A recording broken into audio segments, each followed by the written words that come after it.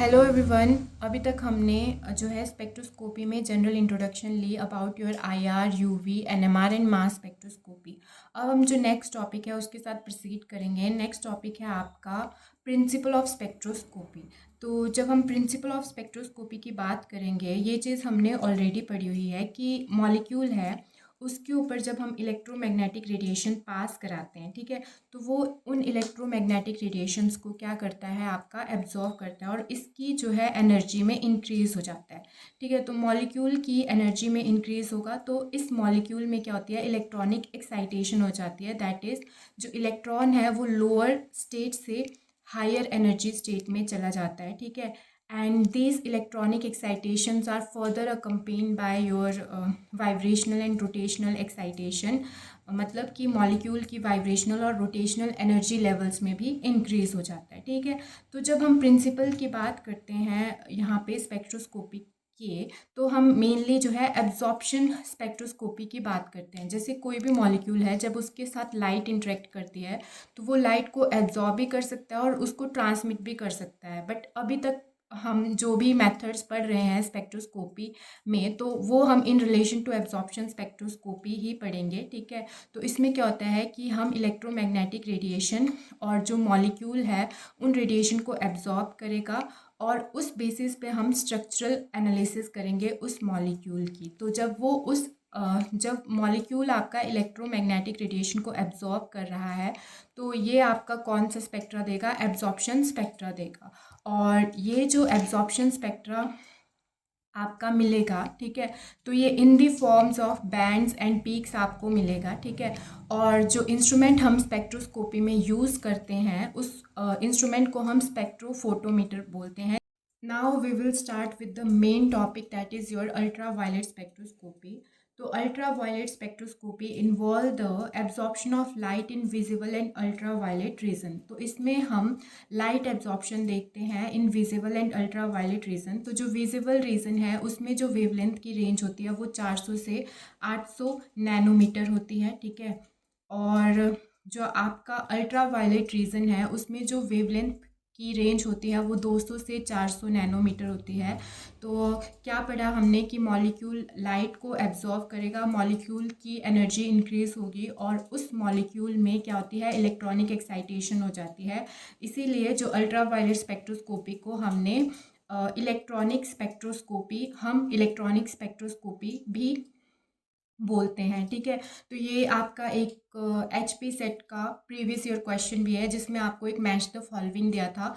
उसमें आपको एक साइड दिया हुआ था कि ultra violet spectroscopy, IR spectroscopy और NMR स्पेक्ट्रोस्कोपी, और दूसरी साइड आपको मैच द फॉलोइंग करने को बोला था कि कौन सी आपकी वाइब्रेशनल स्पेक्ट्रोस्कोपी है, किसमें हम इलेक्ट्रॉनिक ट्रांजिशन की बात करते हैं, किसमें हम मैग्नेटिक स्पिन या न्यूक्लियर स्पिन की बात करते हैं। तो दिस इज़ योर इम्पॉर्टेंट। ठीक है, अब जो नेक्स्ट टॉपिक है वो है आपका एब्जॉर्प्शन लॉ। तो एब्जॉर्प्शन लॉज क्या बताता है आपका, ये आपका रिलेशनशिप एक्सप्रेस करता है बिटवीन द सब्सटेंस जो आपकी लाइट को एब्जॉर्ब कर रहा है। ठीक है, सब्सटेंस जो आपकी लाइट को एब्जॉर्ब कर रहा है उसकी मोलर कंसंट्रेशन एंड जो लाइट आपकी इस सब्सटेंस से पास हो रही है, तो जो पाथ लेंथ ऑफ लाइट है उसके बीच में रिलेशनशिप आपका ये एब्जॉर्प्शन लॉज बताते हैं। ठीक है, तो दो एब्जॉर्प्शन लॉज हैं आपके, एक आपका बियर लॉ है, दूसरा आपका लैम्बर्ट लॉ है।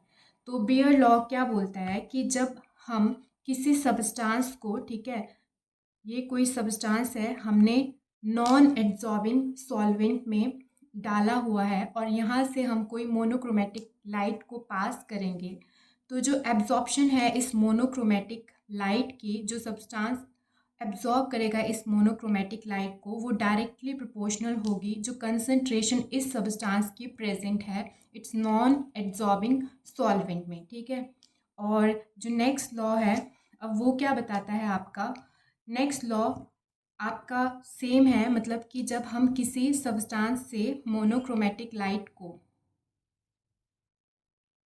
पास करेंगे तो क्या होगा कि जो एब्जॉर्प्शन है सब्सटेंस की वो हो जाएगी directly proportional to the path length of the substance. मतलब हमने ये मोनोक्रोमेटिक लाइट यहाँ इस सब्सटेंस से पास करी, ठीक है, तो जो एब्जॉर्प्शन है वो डायरेक्टली प्रोपोर्शनल हो जाएगी जो नंबर ऑफ मॉलिक्यूल इस जो है मोनोक्रोमेटिक लाइट की लेंथ में आएंगे, ठीक है।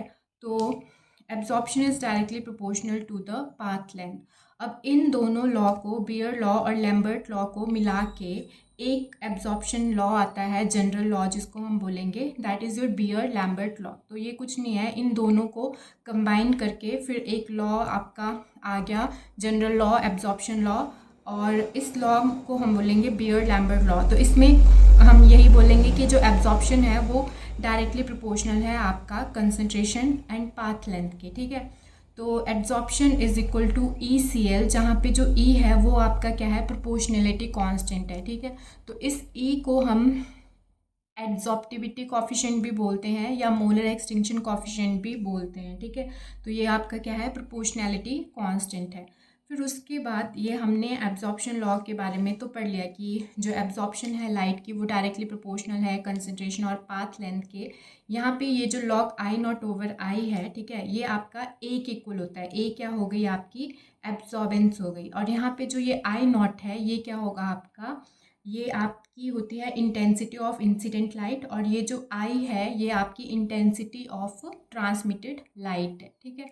तो ये आपका सिंपल सा बियर्ड लैम्बर्ट लॉ हो गया। This is called your general absorption law, ठीक है।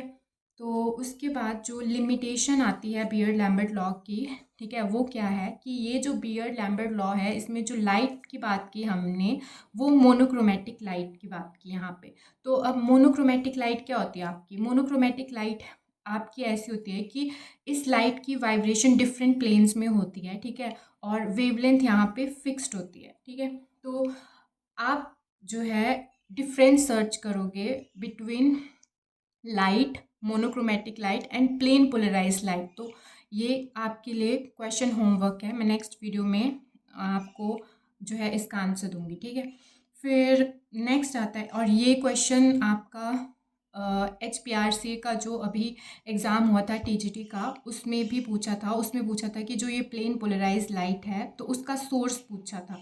वैसे तो प्लेन पोलराइज लाइट का सोर्स पूछा था, बट मतलब सर्कुलरली पोलराइज लाइट के बारे में पूछा था कि अगर सर्कुलरली पोलराइज लाइट को हमने प्लेन पोलराइज लाइट में चेंज करना है तो उसका सोर्स क्या होगा, ठीक है। तो ये आप देख लेना। फिर उसके बाद नेक्स्ट हम बात करेंगे अगर लिमिटेशन की, तो लिमिटेशन फर्स्ट हमने पढ़ ली कि जो लाइट का सोर्स है वो आपका मोनोक्रोमेटिक होना चाहिए। सेकंड सोर्स ये होता है कि जो बियर्ड लैम्बर्ट लॉ है वो एप्लीकेबल होता है आपका सिर्फ और सिर्फ सिंगल स्पीशीज़ के लिए। और थर्ड जो आपकी लिमिटेशन है उसमें हम बात करते हैं कि जो बियर्ड लैम्बर्ट लॉ है उसमें क्या होता है कि जो आपके टॉटोमर्स होते हैं ना, जैसे कि इनोल टॉटोमर्स है, मतलब जो आइसोमर्स आपके स्ट्रक्चरल फॉर्म आपके इक्विलिब्रियम में है, मतलब किट्टो और इनोल फॉर्म आपकी इक्विलिब्रियम में होती है, ठीक है। तो इन केसेस में आपका जो है ये एब्जॉर्प्शन लॉ जो है एप्लीकेबल नहीं होता है, ठीक है।